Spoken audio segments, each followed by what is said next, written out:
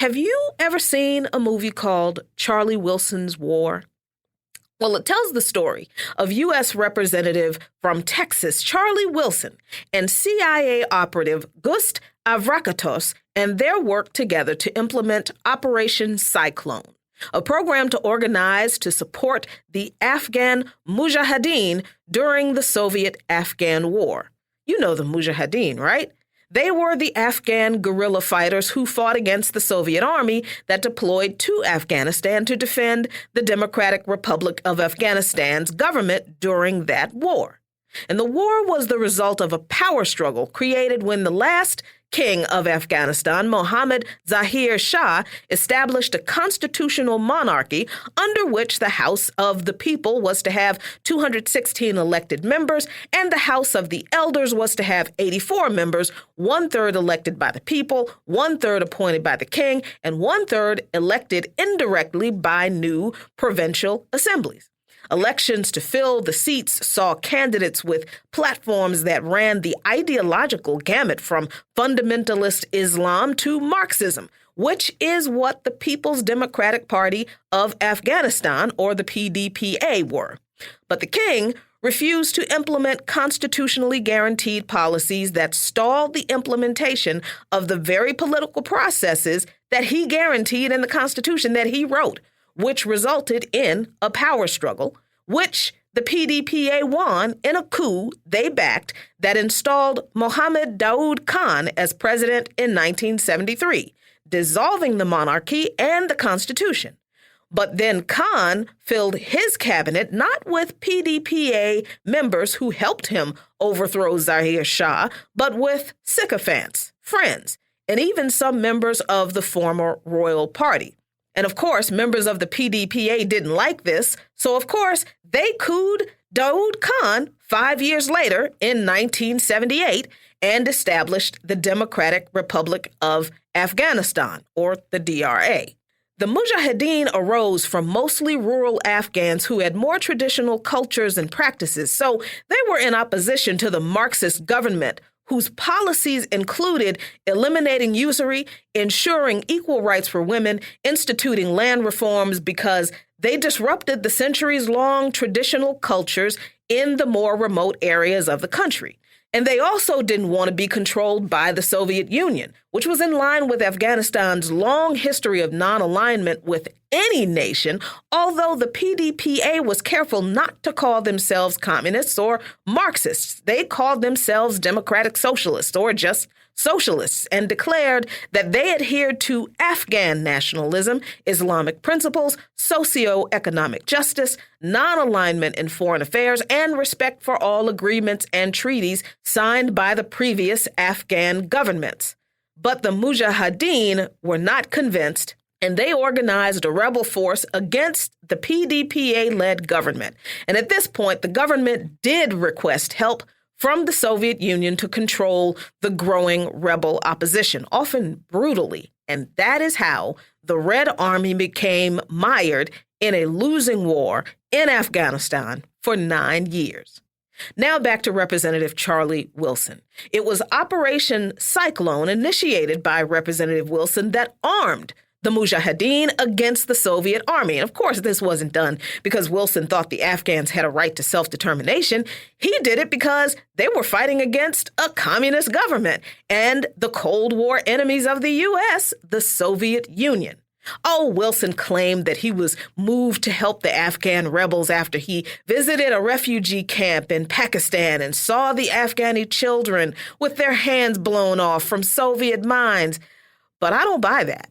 Because as Operation Cyclone was growing, Selig Harrison, former journalist for the Washington Post and author of 5 books on U.S. Asian affairs, said that he met with CIA leaders who told him, quote, these people were fanatical, and the more fierce they were, the more fiercely they would fight the Soviets, but that he warned these very CIA officials that he met with that the U.S. was creating a monster. Of course, they didn't listen. And the Taliban emerged from this larger group of mujahideen framed in Western media as Muslim recruits from any and every Islamic school, in effect smearing madrasas, which are just Islamic schools, and Islam itself as training grounds for terrorism. But in truth, many leaders of the Taliban were on the payroll of the Inter-Services Intelligence, the ISI, the intelligence wing of the Pakistani government. And you know who ISI were buddies with and funded by, don't you? The CIA. So the U.S. funneled money to agents of the fanatical Pakistani secret police, basically, who became the Taliban. Now, because of Charlie Wilson's lobbying for arms for the Mujahideen, the CIA's anti-communism budget grew from $5 million to over $500 million during that time, and was a significant impetus behind the Reagan Doctrine, through which the U.S. armed anti-communist movements around the world. But when the Soviets were finally driven out of Afghanistan in 1989, what happened? Civil war. That's what happened. Even as the Soviet army was gradually withdrawing forces from the country. Where was the U.S. and Charlie Wilson and all that aid? It was non-existent. After the Soviet army withdrew, the U.S. left other entities to clean up the mess they funded in the country. Charlie Wilson and the CIA didn't care that the money and the weapons they poured into arming the Mujahideen were now being used on Afghan civilians by those same groups. Oh, the movie tries to paint Wilson as trying to lobby Congress to help the Afghans after the war, but I don't buy that either. Because you mean to tell me that one man can make the CIA spend $500 million to arm rebels in another country, but he can't get a few $100 million, maybe even a few million to rebuild some roads? Get out of here. So the Taliban, being the major organized, funded, and armed force among the Mujahideen, ultimately took control of approximately 3/4 of Afghanistan from 1996 to 2001, in the vacuum left by the Soviet army and U.S. assistance of the Mujahideen against it, and they brutalized women, children, destroyed religious artifacts, and oppressed religious and ethnic minorities the whole time. I don't think that part is in the movie. And Charlie Wilson and the United States and the CIA did nothing until a month after the attacks on the U.S. on September 11, 2001, when George W. Bush invaded Afghanistan. Now, 20 years later, the Biden State Department emphatically denies that the embassy evacuation fiasco is absolutely not like Saigon, which is absolutely arguable because it absolutely is, while simultaneously making clear why the U.S. military went into Afghanistan 20 years ago. Quote, "We went with one mission in mind, and that was to deal with the people who attacked us on 9/11, and that mission has been successful." End quote. All the talk about protecting Afghani women and children that emerged after 2001, and much of it floating around now, is deeply suspect to me, because who cared about those people between 1996 and 2001? Do we believe that 20 years of U.S.-led war was good for Afghani women and children?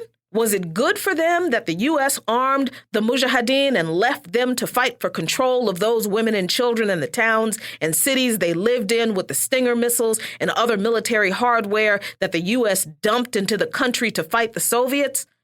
Of course, women and children are in danger in Afghanistan. Of course, the Taliban are monsters, and it's entirely possible that they will be just as brutal as they were before. And yes, the U.S. has used and abandoned the Afghani people twice now in less than 50 years. But considering the fact that the U.S. is largely responsible for the existence of the Taliban in the first place, I hardly think we should be expecting them to fix what they broke, especially since they refuse to admit what they've done at all. And then they have the gall to call the horror they've created a success. Oh, the movie Charlie Wilson's War, starring Tom Hanks, by the way, it's a comedy drama. Think about that. Hollywood thought that this whole thing was funny. Are you laughing? Follow Luqman Nation on patreon.com/LuqmanNation for lots of great content.